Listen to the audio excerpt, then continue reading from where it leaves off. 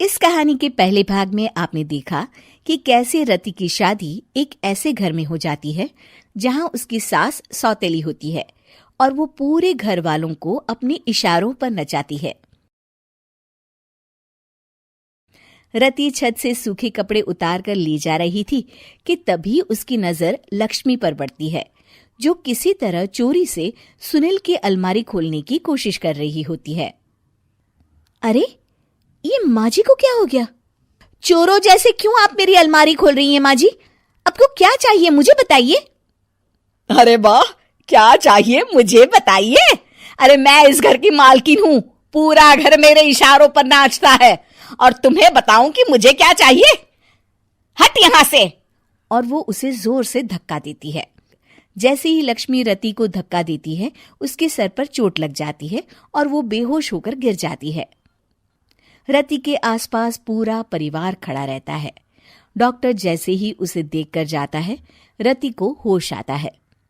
अरे बेटा, तुम दूर क्यों खड़े हो? मेरे पास आओ, मैं तुम्हारी माँ हूँ, कमला। रति के मुंह से लक्ष्मी सारंग की माँ का नाम सुनती है तो हैरान सी रह जाती है। क्या बोला रति बहू? चुप कर डायन, तूने मेरे पति और बेटे का हाल बेहाल कर दिया। अब तू मेरी बहू को भी गुलाम बनाना चाहती है? रुक, अभी मजा चखाती हूँ। ये कहकर जैसे उसे पकड़ने की कोशिश करती है, लक्ष्मी वहां से भाग जाती है। लक्ष्मी के जाने के बाद रति अपने ससुर और पति की तरफ देखकर मुस्कुरा देती है। दोनों समझ जाते हैं कि ये रति की चाल है। अगली सुबह लक्ष्मी का पति खाना लेकर खेत में जाने के लिए निकल ही रहा होता है कि लक्ष्मी उसे रोक देती है। अरे कहाँ चल दिए खाना लेकर? आज घर का काम कौन करेगा? तभी पीछे से रति आ जाती है और जोर से चिल्लाती है।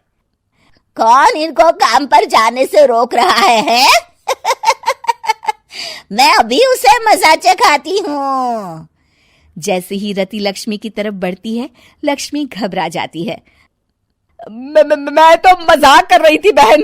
आखिर मैं कौन होती हूँ रोकने वाली? मैं तो बस ये पूछ रही थी कि घर का काम कौन करेगा? कौन क्या? तू करेगी। चल उठा झाड़ू और शुरू हो जा। लक्ष्मी पूरे घर में झाड़ू पोछा लगा रही होती है कि अचानक सामने सारंग खड़ा हो जाता है। अच्छा माँ, मैं काम पर जा रहा हूँ। रति के मामा की फैक्ट्री है, मैं वहां आज से मैनेजर के तौर पर काम करूंगा। सैलरी भी अच्छी है। अरे सारंग, तुझे क्या जरूरत पड़ गई काम करने की? और बेटा, तू बाहर काम करेगा तो इस बड़े से घर को मैं कैसे संभालूंगी? अभी तो पूरा काम बाकी पड़ा है। तभी वहां रति आ जाती है। अरे बेटा सारंग, जा, नौकरी पे जा रहा है ना, जा। और हाँ, आते वक्त घर के लिए सब्जियां ले आना।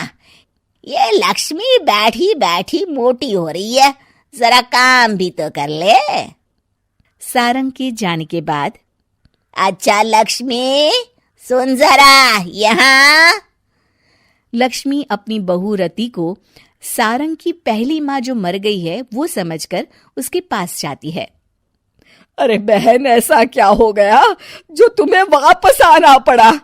मैं तो बड़े ही प्यार से इस परिवार को चला रही थी।